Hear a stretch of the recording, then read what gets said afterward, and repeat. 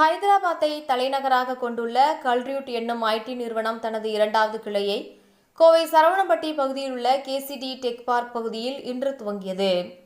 உலக அளவில் $10.8 பில்லியன் மதிப்புமிக்க முன்னணி நிறுவனமாக உள்ளது கல்ரியூட் நிறுவனம். இந்த நிறுவனம் 33,000 பணியாளர்களை கொண்டு 4 நாடுகளில் செயல்பட்டு வருகிறது. நிறுவனத்தின் ஐடி பிரிவானது ஹைதராபாத்தில் தனது முதல் மையத்தை அமைத்து வெற்றிகரமாக செயல்பட்டு வருகின்றது. இதன் இரண்டாவது கிளையை கோவை சரவணம்பட்டியில் உள்ள கேசிடி டெக் பார்க்கில் இன்று துவங்கியது. இதனை இந்தியா, பெல்ஜியம் நாட்டு தூதுவர் டிடியர் வாண்டர் ஹெசட், கேஜி மருத்துவமனையின் தலைவர் பத்மஸ்ரீ டாக்டர் பக்தவாச்சலம், கோவை மாநகர காவல் ஆணையர் பாலகிருஷ்ணன் ஆகியோர் ரிப்பன் வெட்டி துவக்கி வைத்து நிறுவனத்தின் கட்டமைப்புகளை பார்வையிட்டனர்.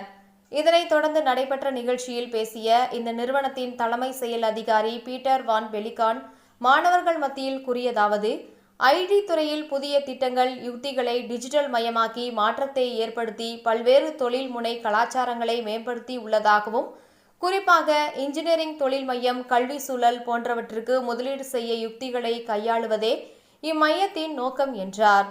இந்த நிகழ்ச்சியில் கல்ரியூட் குழுமத்தின் தலைவர் ஹரி சுப்பிரமணியம், கேஜிஐஎஸ்எல் சிஎம்டி அசோக் பக்தவாச்சலம், எபிகா ஆட்டோமேஷன் தலைவர் அர்ஜுன் பிரகாஷ், குவாட்ரா சிஸ்டம்ஸ் இணை நிறுவனர் பிரசாந்த் சுப்பிரமணியம், நாஸ்காம் மண்டல இயக்குனர் பாஸ்கர் வர்மா உள்ளிட்ட பலர் கலந்து கொண்டனர் என்பது குறிப்பிடத்தக்கது.